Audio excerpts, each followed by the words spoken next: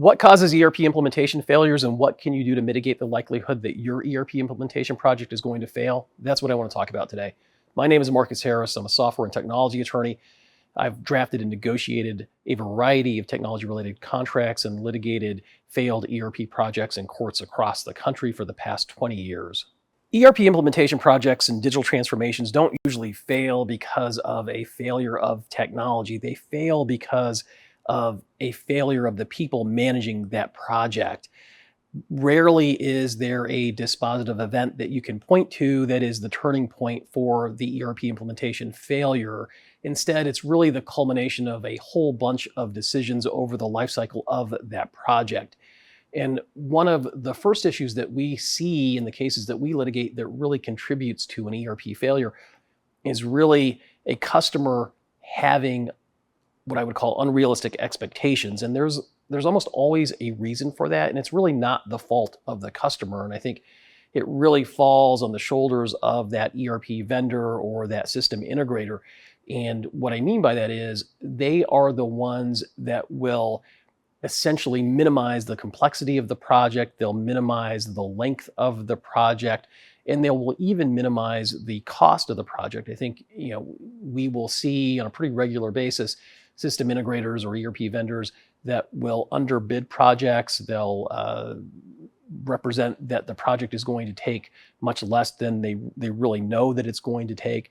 And they do that so that they can sell the software, but they really do their customers a disservice when they do that. I think what happens is that you, as a customer, are really going to devote the resources and the time and the effort towards that misrepresented, project scope, project complexity, project cost. And when you do that, you're really setting yourself up for failure because in a way you're deprived from reaching success because you're really gearing up towards a project that you think is going to be months long when it might be years long.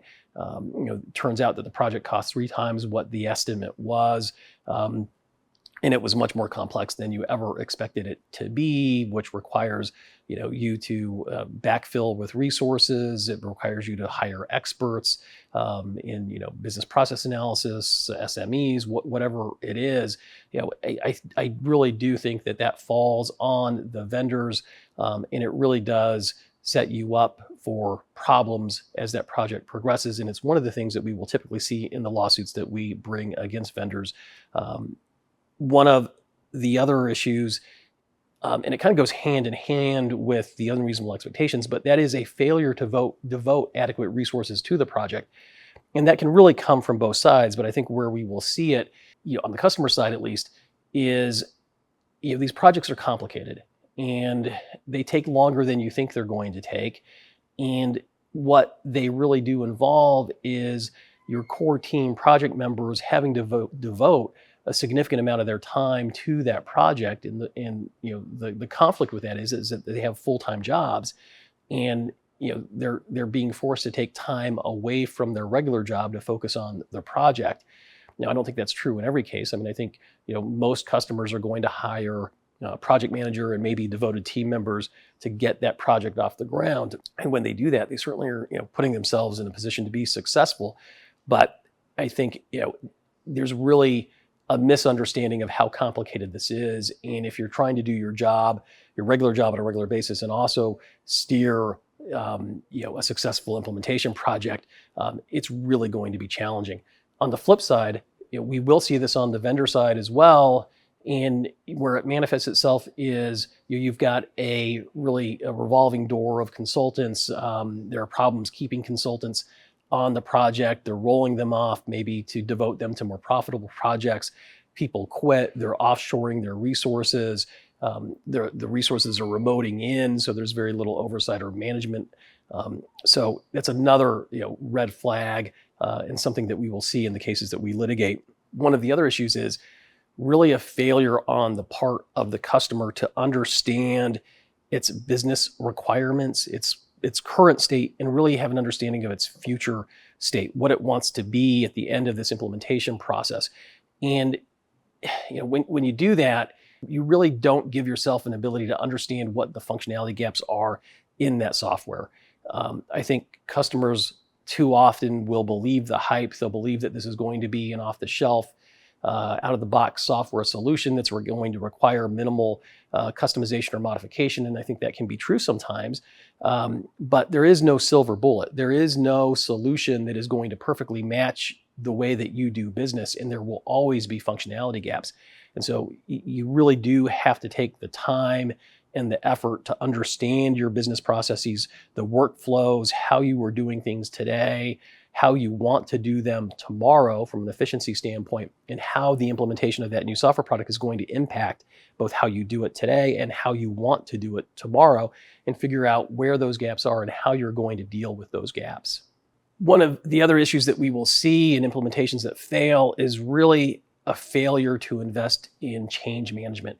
And this is across the board. I think clients or customers don't really understand the resistance to change, the amount of effort that it will take to get everybody to be on board, to adopt the system. It's almost always underestimated. And I don't think we've ever seen a scenario where people didn't spend or devote enough time to change management and trying to mitigate the issues of resistance.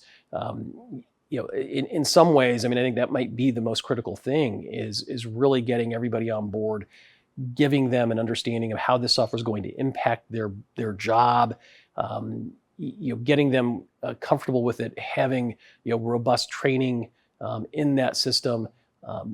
All of that is really critical. And I think when you fail to do that, there really does become just this resistance to adopting that new software. People don't want to change. They don't want to change the way that they do their jobs, and they really are going to start pushing back. And I think once that happens, it can be difficult to overcome.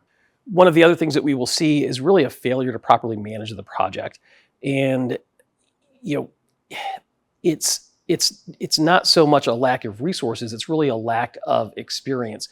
And it can happen on both sides, but I think where we see this mostly is really on the customer side, and where they are just not really cut out to be managing a project of the size or scope that they've gotten themselves into. And I mean, there's a variety of reasons for that. I mean, I think, if you're asking for your internal team to be the primary managers of this project, it's a tall ask. Most people in their careers will only see one. Maybe they'll see two implementation projects. If they've moved around, maybe they will have seen more. And I think, you've really got to bite the bullet. I think you want to have a dedicated team, a dedicated project manager that's really going to serve you well and really mitigate the risk of an ERP implementation failure for your project. I hope you found this information useful. If you have any questions or you want to talk about any of these issues, please feel free to reach out to me. You can reach me at taftlaw.com.